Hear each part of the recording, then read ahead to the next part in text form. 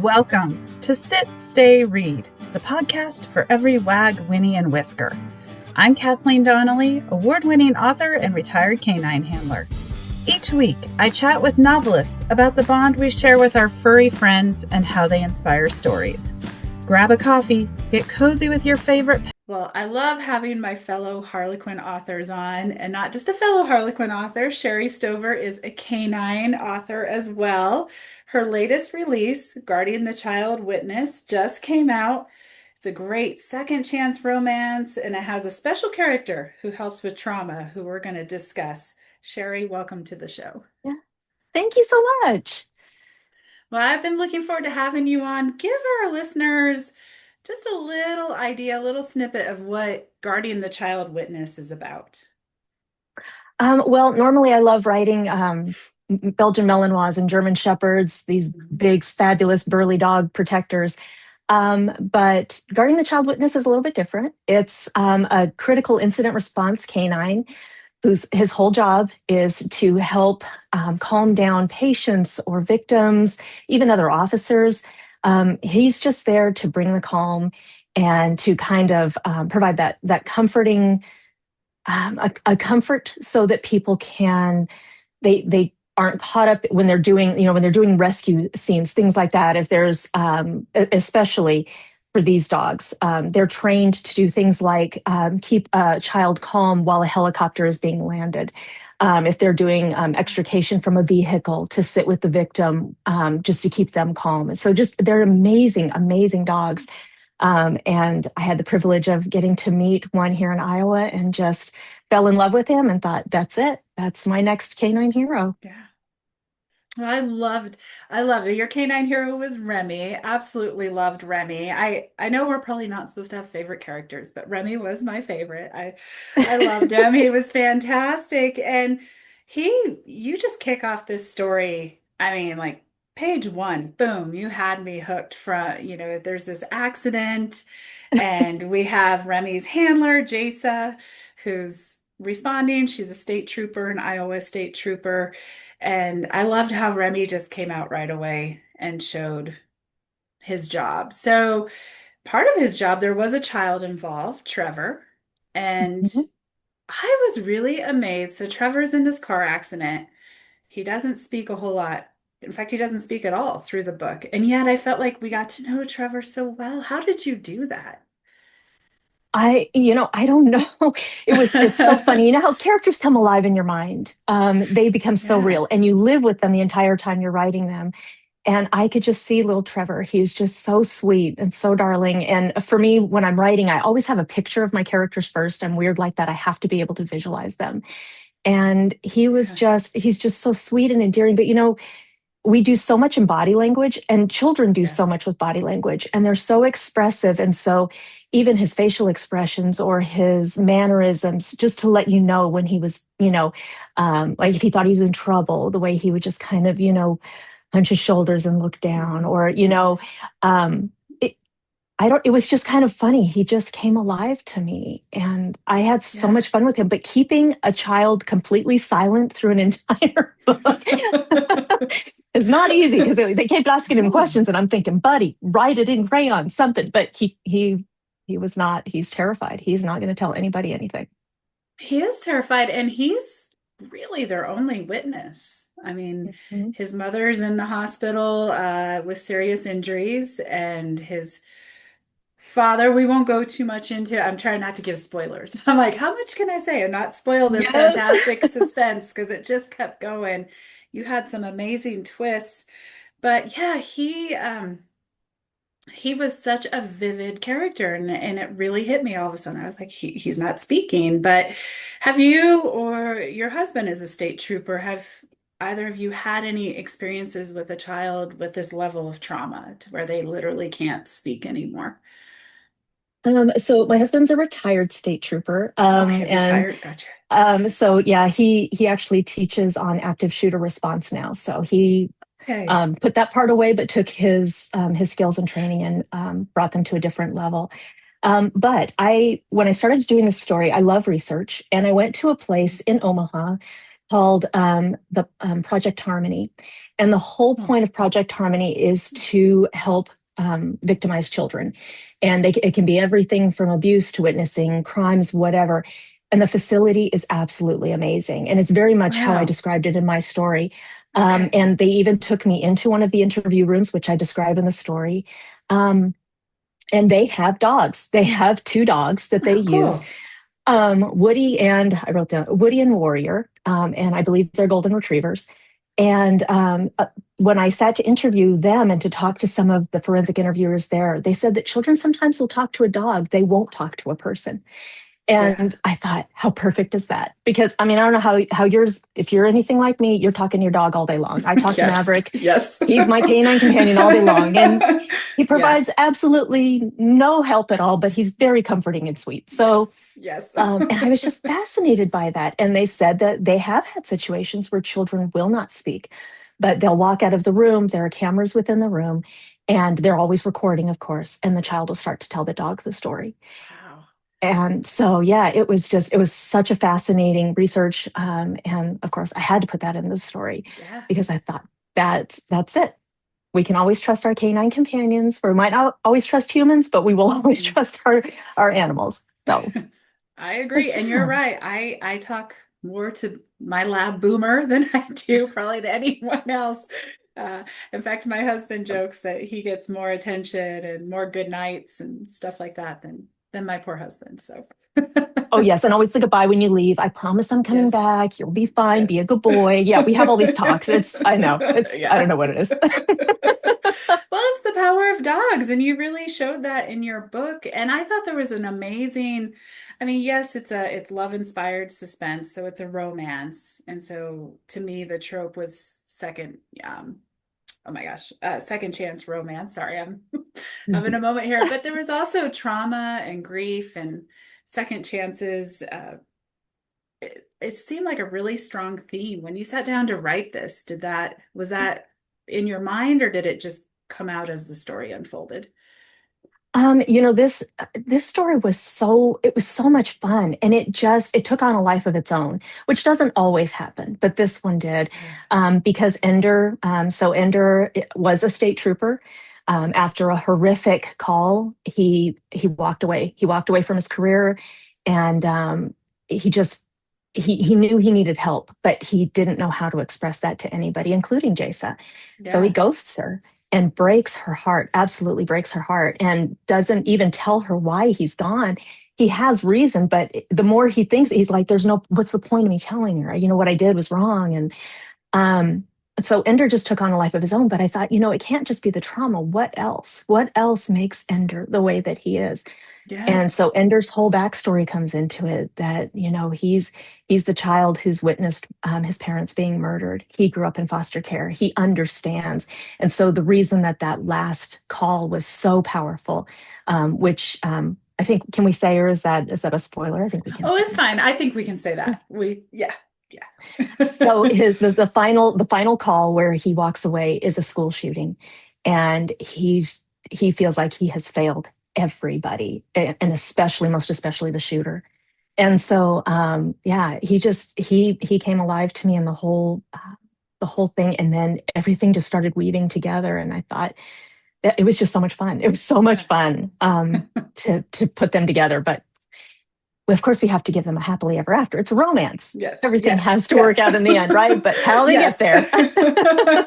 That's kind of not a spoiler because I think anytime you have Harlequin in a romance, you assume it's going to be a happily ever after ending. I think that's a safe Yes. assume. So I loved how Yes. And you're in you big brought trouble if you it. don't.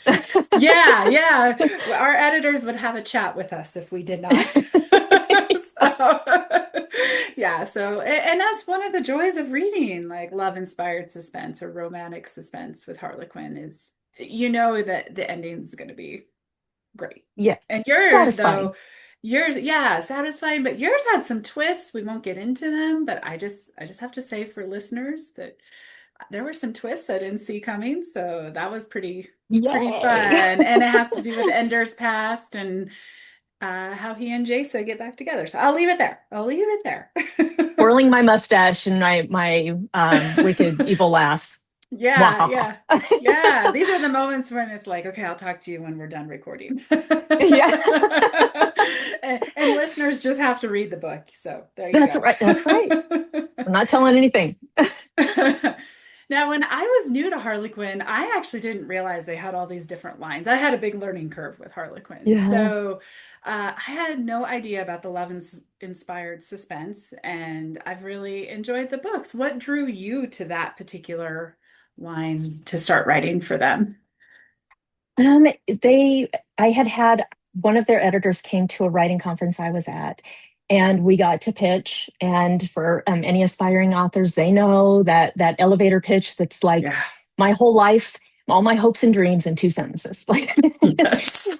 right. I mean, everything right here. Yeah. And so I pitched, and she was like, no. And so, I went back to my room and cried because that's what I do. Yeah. But it made me We've start all been digging there. deeper. Right, right. But it made me start digging deeper into, okay, so what makes these work? That they're fast paced. There's a lot of action happening. But I think one of the quirky things with, maybe not quirky is not the right word, but with inspirational romance is that you're weaving romance, you're weaving suspense, but you're also weaving a faith element in there. Yeah. Um, and it's their transition, their transformation. So there's a lot happening in a short amount of words. So I started reading heavily because they said, if you like this line, you better read it, or you're not, you won't Yeah. know how to write it if Yeah. you don't read it. So Yeah. I just started reading as many books as I could. And several of my friends were also trying to write for Love Inspired. And so we were entering contests left and right. And I mean, just doing everything we can do, every podcast, every interview, everything we Nice. can do to learn how to write. And they're fantastic to work with. I absolutely love it. I Yeah. love writing for them. So That's it's been a awesome. lot of fun. That's awesome. Yeah, they're really cool books. And you're right, they're not the longest. What are they about? Are they 60,000 words about? 55,000. Yeah. 55,000. I knew there was each line has its own word count. So and there is a lot that happens in 55,000. In fact, I was Yes. getting towards the end and I'm like, how is Sharee going to finish this? And but you did it perfectly. Yes. Loved it. You gotta wrap it up. Everything, it's very tight. You learn to write very tight, because yeah, you've got 55,000 to make everything happen. Backstory, everything's got to come together, and the finishing Yeah. romance, and whew, yeah. So Yeah, and twists and all sorts of fun stuff. Let's shift a little bit to talk about your personal life because I love that you probably have a great beta reader, but we were also emailing a little bit before this interview, and I want to hear the story of your husband's help with some of your research, which included zip tying him to a chair. I love that. I was like, this is great. I haven't made my husband do that one yet, but tell oh, us you totally about. should. I Yeah, should. it's I was bonding. thinking, Yeah, yeah, it's a good idea. I liked like the it. trust fall thing. Only they don't move. Yeah, So exactly. my husband, bless his heart, he's such a good sport. So I had a scene where I had tied up a guy to a chair, and I'm like, how is he going to get out? I'm thinking there's zip ties, Yeah. right? Surely he can get out of them. And so I just said, I'm going to need to tie you to a zip, need to zip tie you to a chair. And he's like, okay. And I just need to know if you can get out of it. I have to know if you can get out of it. Do you have to break the chair to get out of it? So he did get out of it in the way that I described. And I was like, okay. But yeah, we've had some fun ones. I put my adult. I need to put that. Nobody call social services. My adult children into the trunk of a car to see if they could escape. They volunteered. I I did love sit on my, I sat on my daughter with a dining chair, like kind of over her to see if she could push me off of it. I mean, yeah, so we've done all kinds of weird. Yeah, I just need to know if it's authentic. I did learn Yeah, that you can sit in the back seat handcuffed and use your legs to strangle somebody driving. You're welcome. That is free really? information. Really? Oh my gosh, no wonder they have the big cage there between. Right? Yeah. Yes, I've learned Wow. all kinds of fun stuff, but we have had I call it LEO wife life. Yes, I found bullets in the washing machine. That's a real thing. We did have one where she was then 5 years old. We had taken her and her friends to a birthday party, and you can edit this out later if this is not good. And You're he good. got called out on a manhunt, and I'm like, is it inappropriate to take like 5 5-year-olds on a manhunt? I'm just asking for a friend.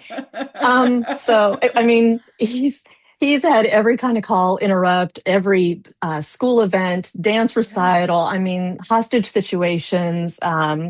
You name it, he's had it. It's been interesting. So LEO wife life is a real thing. And I love that you're sharing that because I think, we as civilians, we forget that there's someone an officer is going home to every night. We're just like, oh crap, I hope I didn't get caught on radar.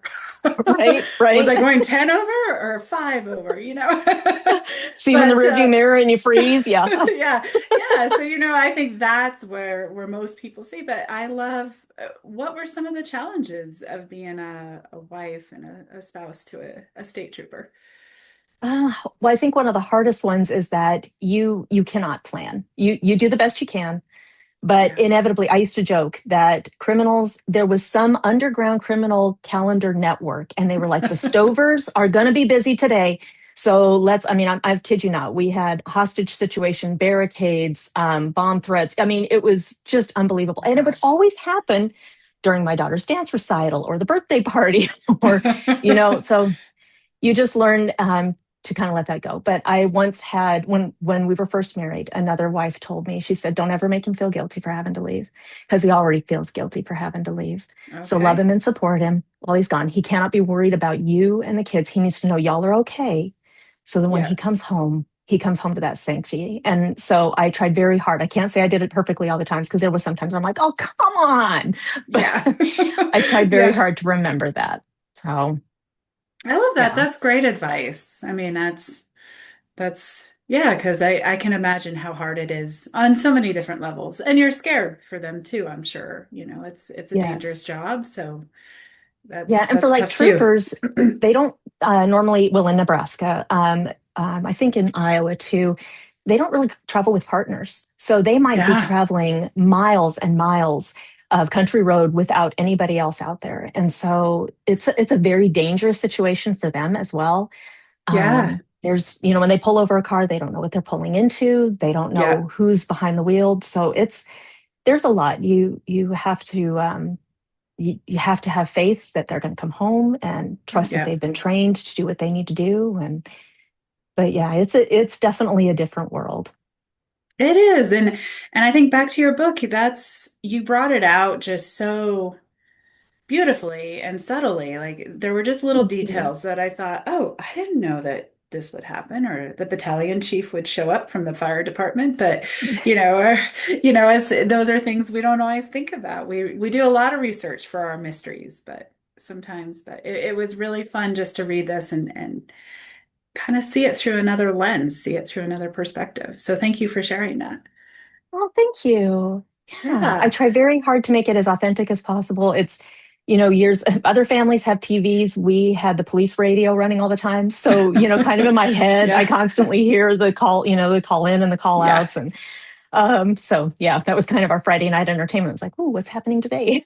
I love it.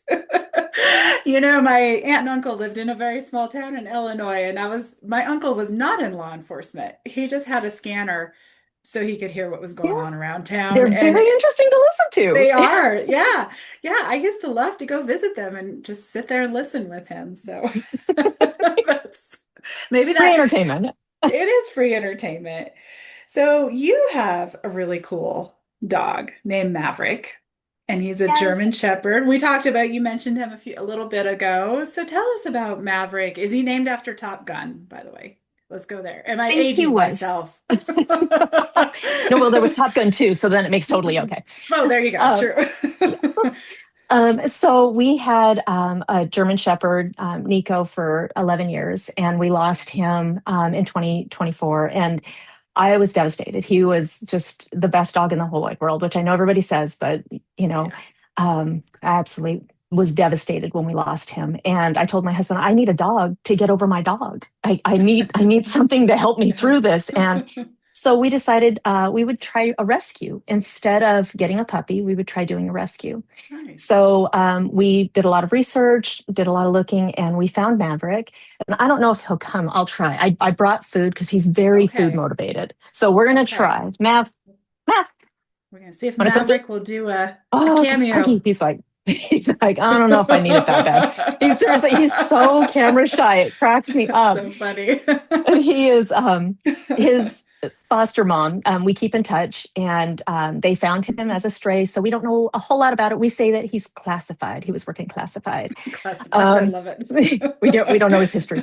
But That's he why was he found as a can't show stray, himself. right? I mean, maybe that's it. Yeah, Math, yeah. come here. Oh, hi, welcome to the show. Come here. Oh, Come here, we'll mommy. see if I can Oh, get him to hey. come. Come here. Oh, there's Oh, your baby. there Oh, he your is. baby. Oh, we Oh, got he's so cookies. handsome. Oh, and he just dumped over his cookies. Well, he'll be here for a while. There you go. Have another one. Enjoy, buddy. He's like, oh, this worked out really good for me. Um, but he has just been the best dog. He's just such a sweetheart. She said when she got him home, everybody was terrified of him because he's 104 Oh, pounds, so he yeah, is a big very boy. big boy. And he's got a big boy bark. But when she got him home, she said he came right in, hopped up on the couch, and was like he'd been there, living there his whole life. And Oh, so we knew somebody had spent time with him and had trained him. He knows basic commands or new basic commands, and he picks up stuff so fast. But he's been my recovery dog. And for whoever had him had taught him well, but yeah, we don't know really what happened. He's not really an escape artist, so I don't huh. know. Interesting. And you said he was But found running down a road? Is that? he was found, yeah, he was found as a stray. Hmm. He was in pretty bad shape. He Oh, had a poor lot guy. of infection. He had tick bites, so he was in pretty bad shape.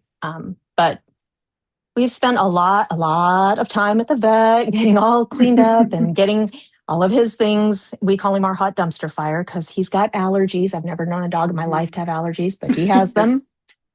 yes. um, so but he's such a sweet boy, and yeah, I could not have asked for an Aw, easier transition, especially with a rescue, because people always warn you, well, don't rescue because you don't know what you're going to get. And I'm like, right. I completely disagree. Rescue, because he's I been agree. amazing.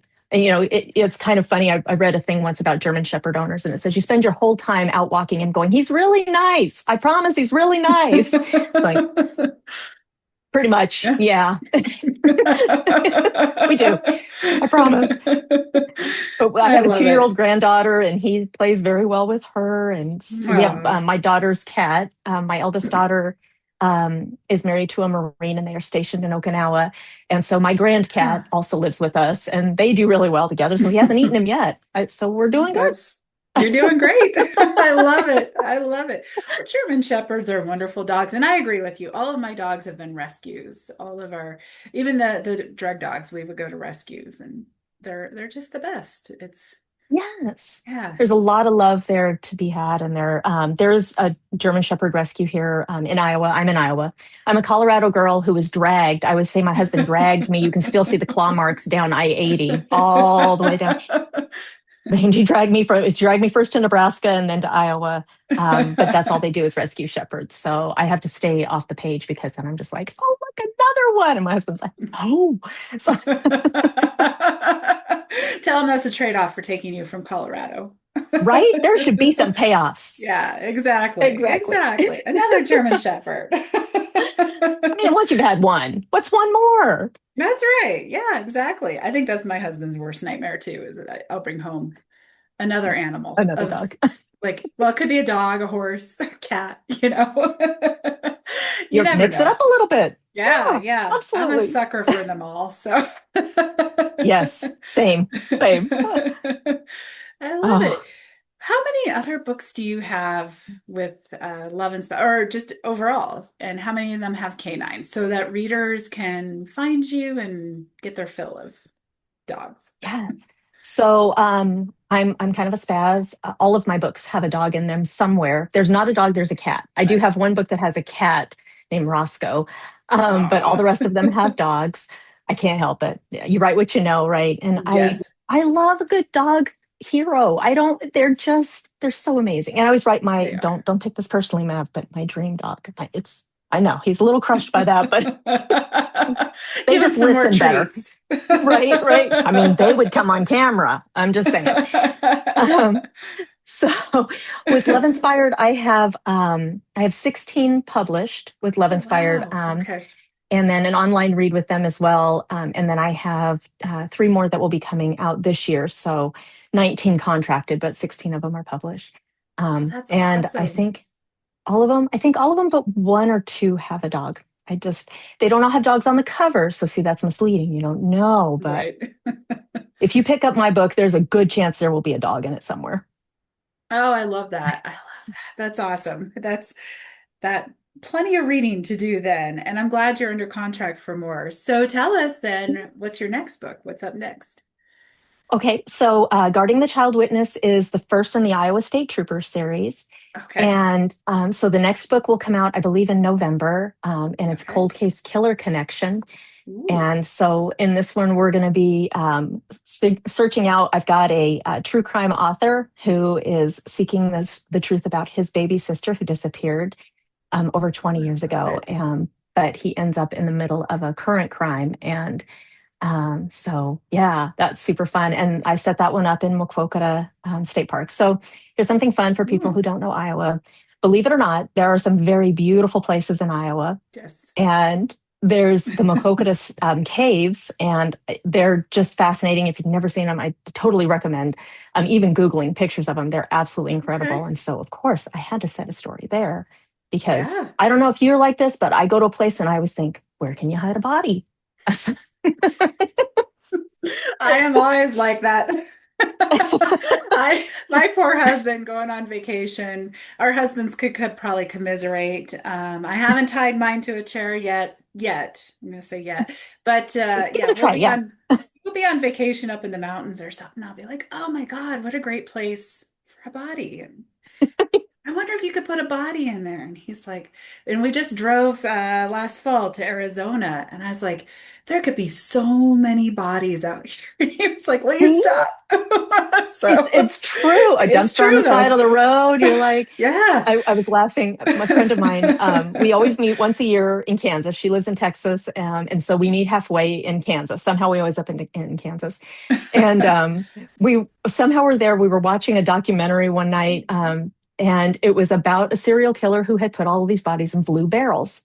Okay. Oh wow. Okay. And so afterwards, she's driving home and she sends me a picture, and there's a trailer in front of her filled with blue barrels. And I just Oh busted up.